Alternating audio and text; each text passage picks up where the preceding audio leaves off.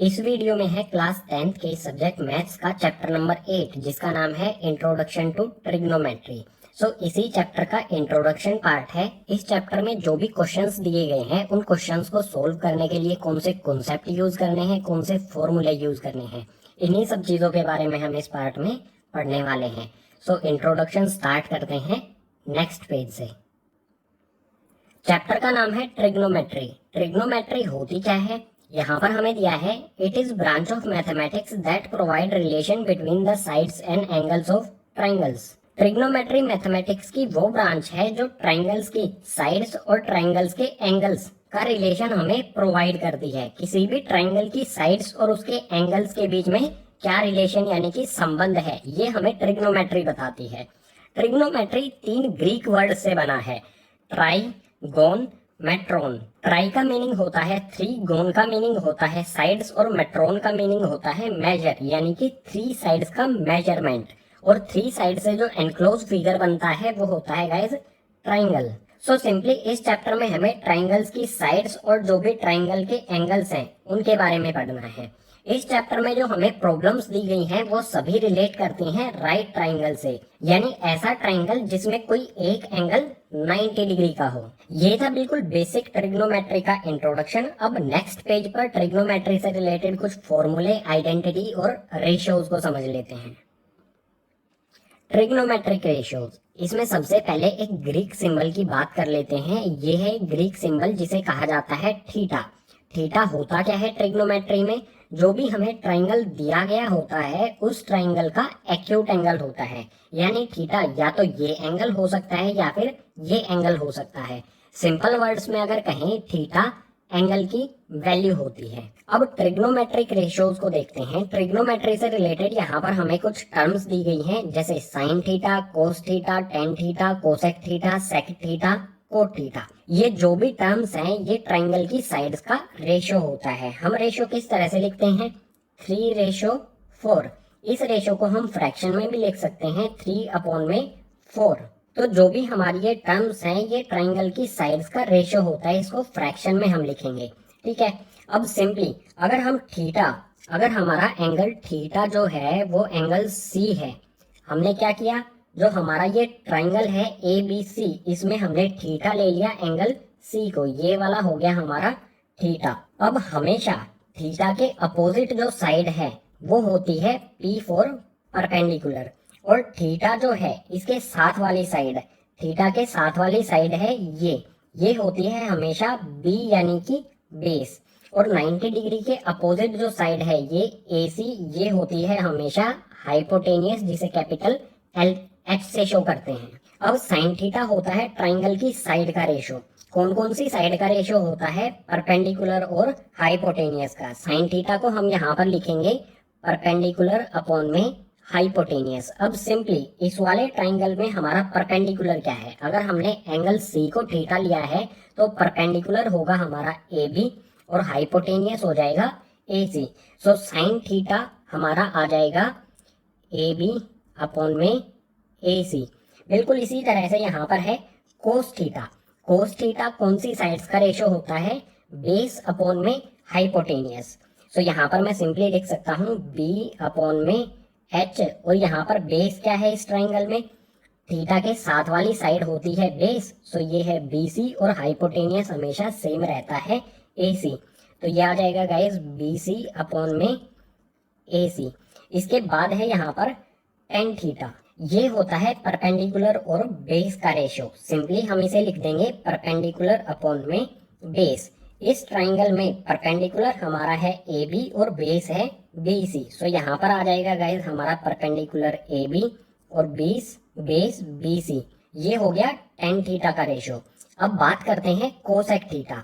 Cosec theta sine theta का reciprocal होता है, यानी अगर इस फ्रैक्शन को हम पलट दें तो वो हो जाएगा कोसेक थीटा। यहाँ पर हमारा परपेंडिकुलर अपॉन हाइपोटेनियस है, कोसेक थीटा में ये पलट जाएगा, हाइपोटेनियस अपॉन परपेंडिकुलर हो जाएगा। बिल्कुल इसी तरह से कोस थीटा सेक थीटा का रेसिप्रोकल होता है, या फिर ये भी कह सकते हैं सेक थीटा कोस थीटा का रेसिप्रोकल होता है। जो भी ये हमारा फ्रैक्शन है, जो भी ये रेशियो है बेस अपॉन हाइपोटेनियस, इसको पलट देंगे तो वो हो जाएगा सेक थीटा। सो सेक थीटा में आ जाएगा हाइपोटेनियस अपॉन में बेस। और इसी तरह से कोट थीटा टेन थीटा का रेसिप्रोकल होता है। यहाँ पर परपेंडिकुलर अपॉन बेस है तो यहाँ हो जाएगा गाइस बेस अपॉन में परपेंडिकुलर। जो भी फ्रैक्शन है इस वाली कंडीशन में साइन थीटा का reciprocal cosec theta, cos theta का reciprocal sec theta, tan theta का रेसिप्रोकल कोट थीटा। ये सिंपल सिंपल टर्म्स हैं, इनमें वैल्यू पुट कर देंगे। सिंपल यहाँ पर हमारी हाइपोटेनियस है AC, परपेंडिकुलर है हमारा AB, ये हमारा फ्रैक्शन आ जाएगा। इसी तरह से सेक थीटा क्या है हमारा हाइपोटेनियस अपॉन बेस, हाइपोटेनियस है हमारा AC और बेस है हमारा BC। इसके बाद कोट थीटा, कोट थीटा में बेस अपॉन परपेंडिकुलर, बेस है गाइस BC, ट्राइंगल में बेस BC है और परपेंडिकुलर है AB। अब जो भी हमारे ये रेशियो आए हैं इनमें साइन थीटा और कोसेक थीटा ये एक दूसरे का रेसिप्रोकल है, यानी हम इसे इस तरह से भी लिख सकते हैं साइन थीटा इक्वल्स टू में 1 अपॉन में कोसेक थीटा। ये क्या है एक दूसरे के रेसिप्रोकल हैं, तो यहाँ पर हमें इस तरह से भी हम लिख सकते हैं साइन थीटा इक्वल्स टू में 1 अपॉन कोसेक थीटा। रेसिप्रोकल में इसी तरह का रिलेशन होता है। बिल्कुल इसी तरह से हम इसको चेंज भी कर सकते हैं। अगर हम यहाँ पर लिखें कोसेक थीटा इक्वल्स टू में 1 अपॉन में साइन थीटा, ये भी हमारे लिए कंडीशन पॉसिबल है। दोनों एक दूसरे के रेसिप्रोकल हैं बिल्कुल सिंपल टर्म्स में। बिल्कुल इसी तरह से कोस थीटा और सेक थीटा के लिए भी लिख सकते हैं। यहाँ पर मैं लिख दूंगा कोस थीटा इक्वल्स टू में 1 अपॉन में सेक थीटा, या फिर इस तरह से भी लिख सकता हूँ मैं guys sec theta equals to में 1 अपॉन में कोस थीटा। जो भी हमारे ये रेशियो आए हैं इनके साथ साथ हमें इन चीजों का भी ध्यान रखना होगा कि sine theta cos sec theta एक दूसरे के रेसिप्रोकल होते हैं। इसके बाद थीटा और सेक थीटा भी एक दूसरे के रेसिप्रोकल होते हैं। ये रब कर देता हूँ, ये बस आपको ध्यान में रखना है, ठीक है। इसके अलावा यहाँ पर हमारा टेन थीटा और कोट थीटा भी क्या है एक दूसरे का रेसिप्रोकल होता है, तो इसे हम लिख सकते हैं guys tan theta equals to में 1 अपॉन में कोट थीटा, या फिर इसको इस तरह से भी लिख सकते हैं कोट थीटा इक्वल्स टू में 1 अपॉन में टेन थीटा। ये रब कर देता हूँ, आपको सिर्फ ध्यान रखना है इन चीजों का जब क्वेश्चन को सोल्व करेंगे। सिंपल है बिल्कुल। साइन थीटा और कोसेक थीटा एक दूसरे का रेसिप्रोकल होते हैं, कोस थीटा और सेक थीटा एक दूसरे का रेसिप्रोकल होते हैं, टेन थीटा और कोट थीटा एक दूसरे का रेसिप्रोकल होते हैं। सिर्फ आपको ध्यान रखना है, ठीक है। अब यहाँ पर जो भी बताया गया है, साइन थीटा होता है perpendicular upon hypotenuse, cos theta होता है base upon hypotenuse, tan theta होता है परपेंडिकुलर अपॉन बेस। अब इनको याद करने का एक शॉर्ट मेथड बता देता हूँ जो काफी पुराने टाइम से यूज किया जाता है। आपको सिंपली लिखना है पंडित भद्री प्रसाद हर हर बोले, HHB, P for Pandit, B for Badri, P for Prasad. Pandit Bhadri Prasad, H for हर, B फॉर बोले, हर हर बोले। पंडित भद्री प्रसाद हर हर बोले। ये सिर्फ ट्रिग्नोमेट्रिक रेशियोज या फिर कह सकते हैं फ्रैक्शन, इनको याद करने की एक ट्रिक है। जो हमारा पहला फ्रैक्शन बनेगा P अपॉन H, ये होगा गाइज साइन थीटा, ये होगा गाइज यहाँ पर साइन थीटा। आप चेक कर सकते हो, यहाँ पर है P अपॉन H, यहाँ पर भी हमारा आ गया P अपॉन H। और जो हमारा सेकंड वाला फ्रैक्शन बनेगा वो होगा कोस थीटा का। कोस थीटा में आप सिंपली यहाँ पर देख सकते हो B अपॉन H है, यहाँ पर भी आ गया हमारा B अपॉन H। इसके बाद जो नेक्स्ट वाला होगा हमारा P अपॉन B, जो थर्ड वाला फ्रैक्शन बनेगा ये होगा टेन थीटा का। सो बिल्कुल सिंपल आप इसे याद कर सकते हो। पंडित भद्री प्रसाद हर हर बोले, फर्स्ट वाला फ्रैक्शन साइन थीटा का, सेकंड वाला कोस थीटा का और थर्ड वाला टेन थीटा का। मैं आपको यही प्रीफर करूंगा कि आप सिर्फ इन 3 फ्रैक्शंस को याद रखें। उसके बाद अगर इसको हम पलट देंगे तो वो सेक थीटा हो जाएगा, अगर इस फ्रैक्शन को हम पलट देंगे तो वो कोट थीटा हो जाएगा। अब यहाँ पर एक इंपॉर्टेंट बात करते हैं। अगर थीटा हमारा एंगल C नहीं हो, C की बजाय हमारा A एंगल हो, तो इस कंडीशन में क्या करना है, देखो अब हमारा एंगल चेंज हो गया, थीटा हमारा ये वाला एंगल हो जाता है। अगर थीटा चेंज होगा तो परपेंडिकुलर और बेस दोनों चीजें चेंज हो जाएंगी। अभी हमारा परपेंडिकुलर ये वाला एंगल जब था ये परपेंडिकुलर था और ये बेस था, थीटा हमारा ये वाला एंगल हो गया, तो थीटा के हमेशा सामने वाली साइड को कहा जाता है परपेंडिकुलर। जिस भी एंगल की बात लिखी गई है उसके अपोजिट वाला एंगल होगा परपेंडिकुलर। एंगल चेंज होने पर परपेंडिकुलर और बेस भी चेंज हो जाएंगे। तो इस कंडीशन में हमारा ये परपेंडिकुलर हो जाएगा, ये बेस हो जाएगा। ये हमारा एंगल थीटा हो गया। अब हमसे बोला जाए साइन थीटा की वैल्यू फाइंड करो, तो साइन थीटा वही रहेगा, साइन थीटा इक्वल्स टू में परपेंडिकुलर अपॉन में हाइपोटेनियस। वैल्यू पुट करो। अब हमारा परपेंडिकुलर क्या है, BC, और हाइपोटेनियस है AC। तो यहाँ पर मैं वैल्यू पुट करूंगा, परपेंडिकुलर आ जाएगा BC और हाइपोटेनियस आ जाएगा AC।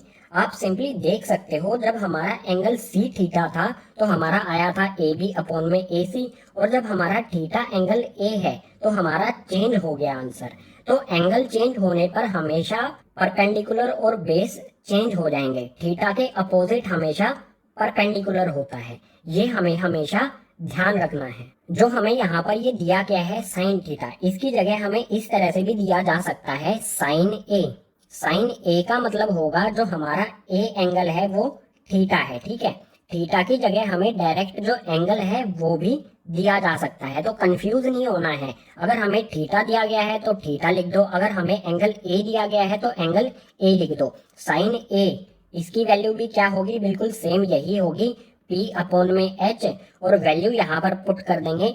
साइन A, अगर हमने A एंगल लिया है तो इसके अपोजिट वाली साइड हो जाएगी परपेंडिकुलर, हाइपोटेनियस जो है वो सेम रहेगा। सो साइन A, अगर एंगल A लिया है तो हमारा आंसर ये आएगा BC अपॉन में AC। और अगर हम इसे इस तरह से लिखें साइन C, यानी कि हमारा थीटा वाला जो एंगल है वो है C, तो इस कंडीशन में हमारा परपेंडिकुलर AB हो जाएगा। यहाँ पर आ जाएगा हमारा AB और अपॉन में हाइपोटेनियस आ जाएगा AC। ये जो हमारी कंडीशन थी, इस थीटा की जगह हम AB लिख सकते हैं अगर हमने A एंगल को लिया है। क्वेश्चन में जैसा दिया हो उसी के अकॉर्डिंग हमें चलना है।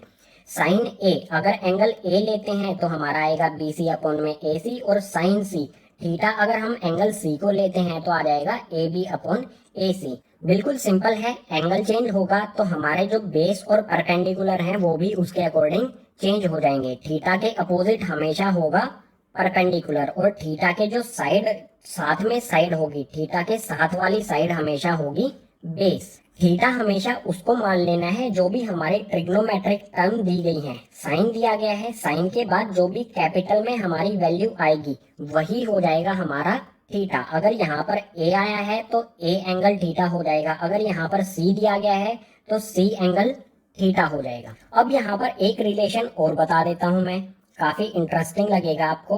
देखो टेन थीटा, यहाँ पर मैं लिखता हूं टेन थीटा इक्वल्स टू में, टेन थीटा इक्वल होता है गाइज साइन थीटा अपॉन में कोस थीटा। अगर हम टेन थीटा की वैल्यू निकालना चाहें तो वो इस तरह से भी फाइंड की जा सकती है, साइन थीटा अपॉन में कोस थीटा। ये काफी इंपॉर्टेंट है, इसका कई जगह पर यूज आपको करना होगा इस चैप्टर में। अब टेन थीटा की value sine theta upon cos theta आई कैसे, इसको देख लो। देखो यहाँ पर सिंपल है, फ्रैक्शन दिए गए हैं। फ्रैक्शन हमारा क्या है, साइन थीटा का है P अपॉन H, तो यहाँ पर मैं लिख देता हूँ P अपॉन में H, और इसके नीचे लिख देता हूँ यहाँ पर मैं कोस थीटा वाला फ्रैक्शन B अपॉन में H। P अपॉन H के नीचे आ जाएगा गाइस B अपॉन में H। अब सिंपल है, जो हमारा ये H है, इस वाले H से ये वाला H कैंसिल हो जाएगा, H से H कैंसिल हो गया, बचा क्या यहाँ पर P अपॉन में B। तो आप देख सकते हो P अपॉन में B किसका फ्रैक्शन है, ये टेन थीटा का। तो सिंपल है, टेन थीटा इक्वल्स टू में साइन थीटा अपॉन में कोस थीटा होता है। इसके अलावा शॉर्ट ट्रिक मैंने आपको बता दी है, पंडित बद्री प्रसाद हर हर बोले, पंडित बद्री प्रसाद हर हर बोले। जो फर्स्ट वाला हमारा फ्रैक्शन है, ये फर्स्ट वाला जो फ्रैक्शन है ये होगा साइन थीटा, सेकंड वाला कोस थीटा, और थर्ड वाला टेन थीटा। अगर इसको पलट देंगे, P अपॉन H को हम पलट देंगे तो ये हो जाएगा कोसेक थीटा का फ्रैक्शन। अगर इसको पलट देंगे, B अपॉन H को पलट देंगे तो ये हो जाएगा सेक थीटा, और जो थर्ड वाला फ्रैक्शन है इसको हम पलट देंगे तो ये हो जाएगा कोट थीटा का, यानी कि B अपॉन P हो जाएगा पलटने पर। सो ट्रिग्नोमेट्रिक रेशियोज वाला कॉन्सेप्ट हो जाता है कंप्लीट। अभी आपको थोड़ा सा ये टफ लगेगा, जैसे जैसे आप इनका यूज करेंगे क्वेश्चंस को सोल्व करने में तो बिल्कुल इजी होती जाएंगी ये सारी ट्रिग्नोमेट्रिक रेशियोज। अब ट्रिग्नोमेट्री से रिलेटेड और चीजें देख लेते हैं नेक्स्ट पेज पर। चैप्टर में नेक्स्ट कॉन्सेप्ट आता है ट्रिग्नोमेट्री टेबल। ये हमें एक टेबल दिया गया है, ट्रिग्नोमेट्री टेबल। इस टेबल में क्या दिया गया है ये बता देता हूँ। जो भी हमारे ट्रिग्नोमेट्रिक रेशियोज पीछे वाले पेज पर हमने पढ़ी हैं, कुछ स्पेसिफिक एंगल्स की रेशियो हमें इस टेबल में दी गई है। हम इस टेबल से उन रेशियोज का यूज करके क्वेश्चंस को सोल्व करेंगे। इस टेबल से रिलेटेड हमें किस टाइप के क्वेश्चन दिए होंगे। सपोज कीजिए हमसे बोला गया है 10 45 डिग्री। यहाँ पर थीटा की वैल्यू क्या है, थीटा की वैल्यू है 45 डिग्री। हमें क्वेश्चन में कुछ इस तरह से दिया है 10 45 डिग्री प्लस में सेक 60 डिग्री। हमें इसकी वैल्यू बतानी है ये किसके इक्वल होगा। तो आप इस टेबल को रीड करके 10 45 की वैल्यू और सेक 60 की वैल्यू पुट करेंगे और सोल्व करेंगे तो हमारा आंसर आ जाएगा। अब बिल्कुल सिंपल है, 10 45 की वैल्यू कहाँ पर है, ये है गाइज tan थीटा। 10 और 45 वाला कॉलम है ये 10 45, ये वैल्यू हो जाएगी गाइज 10 45 की 1। सो इस 10 45 की जगह पर मैं पुट कर दूंगा 1, ये मैंने पुट कर दिया। इसके बाद यहाँ पर प्लस का साइन एज इट इज लगा देंगे। यहाँ पर है आगे सेक 60 डिग्री। एक सेकंड गाइज, यहाँ पर है सेक 60 डिग्री, सेक थीटा यहाँ पर है। सेक 60 की वैल्यू कहाँ पर होगी, ये 60 वाले कॉलम में हो जाएगी, ये हो जाएगी सेक 60 की वैल्यू। सो इस सेक 60 की जगह यहाँ पर मैं पुट कर दूंगा 2, 1 + 2, ये आंसर आ जाएगा हमारा 3। बिल्कुल सिंपल इस टाइप के क्वेश्चन हमें दिए होंगे।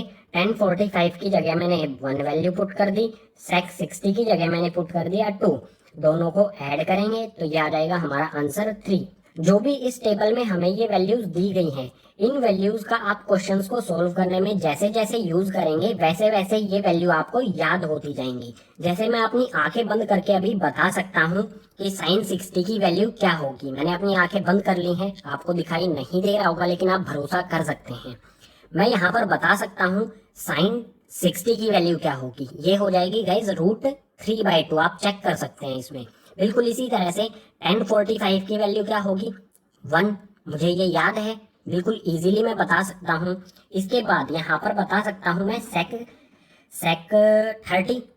30 की वैल्यू हो जाएगी 2/√3। इसके अलावा और कोई भी वैल्यू अगर मुझे क्वेश्चन को सोल्व करने के लिए चाहिए तो वो मैं बिना टेबल को देखे बता सकता हूँ, क्योंकि मैंने इन वैल्यूज को यूज किया है क्वेश्चंस को सोल्व करने के लिए। आप चेक कर सकते हैं, जो भी मैंने बोला अपनी आंखों को बंद करके आंसर दिया है, ठीक है। तो ये वैल्यूज मुझे याद हो गई हैं। जब इस टेबल से रिलेटेड क्वेश्चन एग्जाम में आएंगे तो इस टेबल का आप यूज नहीं कर सकते हैं। ये वैल्यू आप याद कर सकते हैं या फिर ये वैल्यू आप फाइंड कर सकते हैं। इस पूरे ट्रिग्नोमेट्री टेबल को बना सकते हैं।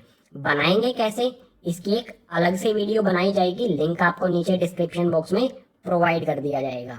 सो बिल्कुल सिंपल, कुछ स्पेसिफिक एंगल्स के रेशियो हमें इस टेबल में दिए गए हैं, इनका यूज करेंगे हम इस टाइप के क्वेश्चंस को सोल्व करने के लिए। अब ट्रिग्नोमेट्री से रिलेटेड कुछ और कॉन्सेप्ट्स को देखते हैं नेक्स्ट पेज पर। ट्रिग्नोमेट्रिक रेशियोज में ही आगे आता है trigonometric ratios of complementary angles. जो हमारा राइट ट्राइंगल होता है इसमें 2 एक्यूट एंगल होते हैं। एक तो हमारा 90 डिग्री का एंगल हो गया, इसके अलावा हमारे 2 एक्यूट एंगल होते हैं। ये वाला एक एक्यूट एंगल होता है और ये वाला एक एक्यूट एंगल होता है। ये दोनों एंगल्स एक दूसरे के कॉम्प्लीमेंट्री होते हैं। कॉम्प्लीमेंट्री आपने पहले भी पढ़ा होगा, ऐसे 2 एंगल्स जिनका सम 90 डिग्री के इक्वल होता है। अगर मैं यहाँ पर एंगल ए और एंगल सी को ऐड करूं, ए प्लस में सी, ये हो जाएगा इक्वल 90 डिग्री के। सो यहाँ पर हम बात करेंगे कॉम्प्लीमेंट्री एंगल्स के ट्रिग्नोमेट्रिक रेशियोज के बारे में। यहाँ पर हमें कुछ फॉर्मूले दिए गए हैं, simple sin 90 - a equals to में cos a। अब इसको समझ लेते हैं ये आया कैसे है, इसमें कॉम्प्लीमेंट्री एंगल्स का क्या पॉइंट है, इसको एक बार समझ लेते हैं। यहाँ पर हमें दिया है cos a, तो मैं लिख लेता हूँ cos a का फ्रैक्शन क्या होगा, हमें एंगल a दिया गया है, ठीक है। ये वाला हमें एंगल a दिया गया है तो इसको हम थीटा ले लेंगे। अगर ये हमारा थीटा है तो इसके अपोजिट वाली जो साइड है ये हो जाएगी परपेंडिकुलर। ये वाली साइड हो गई हमारी परपेंडिकुलर, इस एंगल के साथ में जो साइड है वो हो जाएगी बेस, और 90 डिग्री के अपोजिट में जो साइड है ये हो जाएगी हाइपोटेनियस। अब हमारा फ्रैक्शन क्या बनेगा, cos a मैंने आपको बताया था ना, इस तरह से लिख लो, पंडित बद्री प्रसाद हर हर बोले। यहाँ पर हमारा क्या आएगा फ्रैक्शन, सेकंड वाला जो फ्रैक्शन होता है b अपॉन h, ये होता है कोस का, बेस अपॉन में हाइपोटेनियस। सो इस ट्राइंगल का बेस यहाँ पर है AB और हाइपोटेनियस है AC। पुट कर देता हूँ, यहाँ पर मैं लिख देता हूँ, बेस हो गया हमारा AB और इसका हाइपोटेनियस आ गया AC। हमारा जो कोस A का फ्रैक्शन आया AB अपॉन AC हो गया। अब जो हमारा कोस A है वो किसके इक्वल है, 90 माइनस A के। ये 90 माइनस A कैसे आएगा, देखो सिंपल गाइज, यहाँ पर है हमारा A plus C equals to में 90 डिग्री। अगर मैं एंगल C की वैल्यू फाइंड करूँ, C इक्वल्स टू में क्या हो जाएगा 90 डिग्री। A इस साइड में कैसे है, ये वाला A प्लस में है, इसको दूसरी साइड शिफ्ट कर दूंगा तो ये हो जाएगा माइनस में A। आप देख सकते हो यहाँ पर मिल गया हमें 90 माइनस A, जो एंगल C है वो 90 माइनस A हो जाएगा। तो इस साइड में हमें यहाँ पर दिया है साइन 90 माइनस A, इसको लिख लेता हूँ यहाँ पर साइन 90 डिग्री माइनस में A। अब इस साइन 90 माइनस A को 90 माइनस A की जगह मैं क्या पुट कर सकता हूँ, 90 डिग्री माइनस में A, ये किसके इक्वल है, C के इक्वल है। सो मैं इसे इस तरह से भी लिख सकता हूँ, साइन C। सिर्फ मैंने यहाँ पर 90 माइनस A की जगह इसकी वैल्यू C पुट कर दी है, ठीक है। अब साइन C का फ्रैक्शन क्या होगा, अगर हम एंगल C को लेते हैं तो हमारे परपेंडिकुलर और बेस हैं वो चेंज हो जाएंगे। हमने ये वाला एंगल लिया C, तो हमेशा जो भी एंगल लेंगे उसके अपोजिट वाली साइड होती है परपेंडिकुलर। सो ये वाली साइड हो जाएगी हमारी परपेंडिकुलर और इसके साथ वाली जो साइड है ये हो जाएगी बेस। साइन का जो फ्रैक्शन है वो क्या होता है, फर्स्ट वाला P अपॉन में H, यानी कि परपेंडिकुलर अपॉन में हाइपोटेनियस। एंगल C के अकॉर्डिंग हमारा परपेंडिकुलर हो जाएगा AB और हाइपोटेनियस हमारा सेम रहेगा AC। सो साइन C का हमारा फ्रैक्शन बनेगा AB अपॉन में AC। आप यहाँ पर क्लियरली देख सकते हो, जो हमारा कोस A का फ्रैक्शन आया AB अपॉन AC और जो हमारा साइन 90 माइनस A का फ्रैक्शन आया वो भी AB अपॉन में AC, दोनों एक दूसरे के इक्वल आए हैं, बिल्कुल सेम आए हैं। तो जो हमारा ये फर्स्ट वाला फ्रैक्शन और सेकंड वाला फ्रैक्शन आया है, इन दोनों फ्रैक्शन से मैं कंक्लूजन निकाल सकता हूँ कि कोस A इक्वल होगा साइन 90 माइनस A के, क्योंकि कोस A और साइन 90 माइनस A इन दोनों के फ्रैक्शन सेम हैं, तो ये दोनों भी क्या होंगे, एक दूसरे के इक्वल होंगे। बिल्कुल इसी तरह से tan 90 डिग्री माइनस A ये कोट A के इक्वल होगा, सेक 90 डिग्री माइनस में A ये कोसेक A के इक्वल होगा। जो कॉम्प्लीमेंट्री एंगल्स के रेशियो होते हैं उनमें आपको ये 3 फॉर्मूले याद करने की जरूरत है। इन 3 फॉर्मूलों से ही हम 3 और फॉर्मूले बना सकते हैं। सिंपल क्या करेंगे, जो ये साइन और कोस है इनकी पोजीशन को चेंज कर दो, साइन को यहाँ ले आओ और कोस को यहाँ ले आओ, तो हमारा एक नया फॉर्मूला बन जाएगा ये वाला। सिर्फ इनकी पोजीशन को चेंज कर दो, कोस यहाँ पर आ जाएगा, साइन यहाँ पर आ जाएगा। कोस 90 डिग्री माइनस A इक्वल हो जाएगा साइन A के। बिल्कुल इसी तरह से इस वाले में भी tan को इधर ले आएंगे, कोट को इधर ले आएंगे, तो हमारा नया फॉर्मूला बन जाएगा cot 90 minus A equals to में tan A। सो यहाँ पर हमें सिर्फ ये 3 फॉर्मूले याद रखने हैं trigonometric ratios of complementary angles के। इन 3 फॉर्मूलों से ही हम 3 और फॉर्मूले भी डेवलप कर सकते हैं क्वेश्चंस को सोल्व करने के लिए। जो भी हमारे ये कॉम्प्लीमेंट्री एंगल्स के रेशियोज का रिलेशन यहाँ पर दिया गया है, इन सभी का हम यूज करेंगे क्वेश्चंस को सोल्व करने के लिए। अभी मैंने यहाँ पर बता दिया है कि ये फॉर्मूले बने कैसे हैं।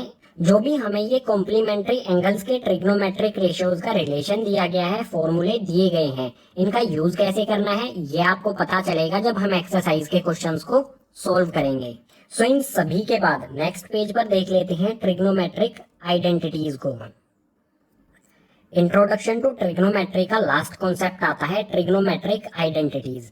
ट्रिग्नोमेट्री की हमें 3 आइडेंटिटीज दी गई है, या फिर कह सकते हो 3 फॉर्मूले दिए गए हैं। इसमें सबसे पहला है cos square A plus sine square A equals to में 1, सेकंड है 1 plus tan square A equals to sec square A, और थर्ड है cot square A plus 1 equals to में कोसेक स्क्वायर A। जो भी हमें ये 3 आइडेंटिटीज दी गई हैं, इनसे रिलेटेड कुछ इजी क्वेश्चंस भी आएंगे और कुछ टफ क्वेश्चंस भी आएंगे। सो इन आइडेंटिटीज से किस टाइप के क्वेश्चन आएंगे, सपोज कीजिए हमें एक क्वेश्चन दिया गया है guys, cos square A plus में साइन स्क्वायर ए प्लस में सेक स्क्वायर ए। हमें ये क्वेश्चन दिया गया है, हमें ये प्रॉब्लम दी गई है और हमसे बोला जाए कि इस प्रॉब्लम को हमें tan के टर्म्स में चेंज करना है। तो कैसे करेंगे? सिंपली यहाँ पर क्या है, कोस स्क्वायर ए प्लस में साइन स्क्वायर ए। कोस स्क्वायर ए प्लस में साइन स्क्वायर ए, ये किसके इक्वल होता है? 1 के। सो फर्स्ट वाली जो ये दो टर्म है, इन दोनों की जगह पर मैं पुट कर सकता हूँ 1, क्योंकि हमें यहाँ पर आइडेंटिटी में दिया गया है फर्स्ट वाले में। इसके बाद यहाँ पर है सेक स्क्वायर ए। इस सेक स्क्वायर ए की वैल्यू यहाँ पर हमें दी गई है आइडेंटिटी में 1 प्लस में tan स्क्वायर ए। सो इसे सेक स्क्वायर की जगह पर मैं पुट कर सकता हूँ, सेक स्क्वायर ए की जगह मैं पुट कर सकता हूँ 1 प्लस में tan स्क्वायर ए। ये मैंने पुट कर दिया। इसके बाद सिंपली यहाँ पर इसको सोल्व कर लेंगे। यहाँ पर है 1 प्लस 1, 1 को 1 में ऐड करेंगे तो ये हो जाएगा गाइस 2 प्लस में tan स्क्वायर ए। ये आ जाएगा एज इट इज। एक सेकेंड गाइज, यहाँ पर आएगा हमारा tan स्क्वायर ए। हमें ये प्रॉब्लम दी गई थी, इस प्रॉब्लम को हमें tan के टर्म्स में चेंज करना था। सो हमने यहाँ पर कर दिया इसे tan के टर्म्स में चेंज। ये हो जाएगा हमारा गाइज आंसर। जो भी हमें ये 3 आइडेंटिटीज या फिर 3 फॉर्मूले दिए गए हैं, इनसे रिलेटेड कुछ इजी क्वेश्चंस भी आएंगे और कुछ क्वेश्चंस टफ भी होंगे। इस इंट्रोडक्शन पार्ट में हमने ट्रिग्नोमेट्रिक रेशियोज, ट्रिग्नोमेट्रिक टेबल, उसके बाद trigonometric ratios of complementary angles और ट्रिग्नोमेट्रिक आइडेंटिटीज को समझा। इस चैप्टर के सभी कॉन्सेप्ट्स को हमने यहाँ पर समझ लिया है। अब क्वेश्चंस को सॉल्व करेंगे तो ये कॉन्सेप्ट हमारे और अच्छी तरह से क्लियर होंगे। इंट्रोडक्शन पार्ट हो जाता है कंप्लीट। उम्मीद करूंगा चैप्टर के सभी कॉन्सेप्ट आपको समझ आए होंगे। अगर सभी कॉन्सेप्ट समझ आए हैं तो इस वीडियो को अपने क्लासमेट्स के साथ कर दीजिए शेयर। अगर कोई डाउट रहता है तो एक बार रिपीट करके देख लीजिए। फिर भी कोई डाउट रहता है तो कमेंट बॉक्स सेक्शन में मेंशन कर दीजिए। मैं ट्राई करूंगा जो भी आपका डाउट है उसको क्लियर करने की।